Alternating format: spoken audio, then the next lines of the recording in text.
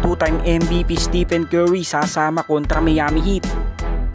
At Quinten Post nagmamala Stephen Curry ngayong season. So sa kaabang-abang na magiging game ng Golden State Warriors kontra Miami Heat ngayong season, inaasahan nga sa game na ito ang magiging revenge game ni Jimmy Butler at Andrew Wiggins sa kanilang former team, na kung saan nitong nakaraang mid-season ay sila nga ang ginamit na package upang makuha ng Golden State Warriors ang former All-Star na si Jimmy Butler. Ganun pa man sa pagiging excited nga ng mga fans sa magiging game bukas ng Golden State Warriors at Miami Heat, naasahan pa nga din na hindi makakapaglaro ang two-time MVP na si Stephen Curry dahil sa injury.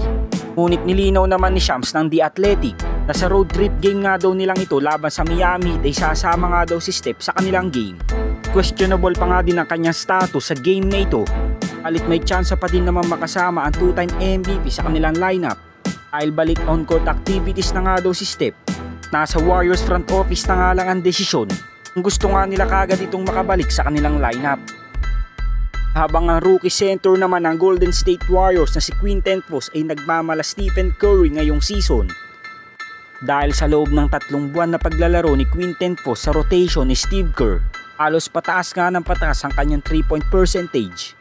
Dahil sa buwan nga ng January ay may shooting nga itong 41.2% at ngayong February ay nasa 43.2% at ngayong kasalukuyan ay tumaas na nga ito sa 47.5% shooting sa 3-point area. Well, sa pagiging stretch big man nga nito sa team ng Golden State Warriors, bukod nga sa shooting ay nakakapagbigay nga din siya ng spacing kala Stephen Curry at Jimmy Butler. Kaya naman nagkakaroon nga sila ng mga easy basket sa bawat game. Sa pagpirma naman ni Donte DiVincenzo ng 1 taong kontrata sa team ng Golden State Warriors noong 2022 to 2023 NBA season, nahagi nga nito kung anong klaseng player ang former Finals MVP na si Andre Iguodala sa kanilang team. At ayon nga sa naging pahayag ni Donte DiVincenzo, sa tuwing magkakaroon nga daw ang Golden State Warriors ng team practice sa kanilang gym, si Andre Iguodala nga daw ang lagi niya nakikitang nauuna sa kanilang practice. At ito nga din daw ang huli niya nakikitang umaalis sa kanilang gym.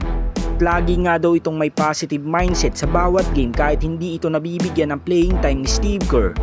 Ngunit kapag nabigyan nga daw siya ng pagkakataon na makalaro sa kanilang game, lagi nga daw niya nakikitang prefer dito at ready makalaro. Halos lahat nga din ng bagay na kanyang nalalaman ay lagi nga niya itong ibinabahagi sa kanilang mga batang players. Kaya naman gaya ng iba katulad ni Kuminga at Moses Moody, kita nga natin ang biglaang pagtaas ng kumpiyansa ng dalawang batang player na ito dahil nga yan sa presence ng former Finals MVP na si Andre Iguodala.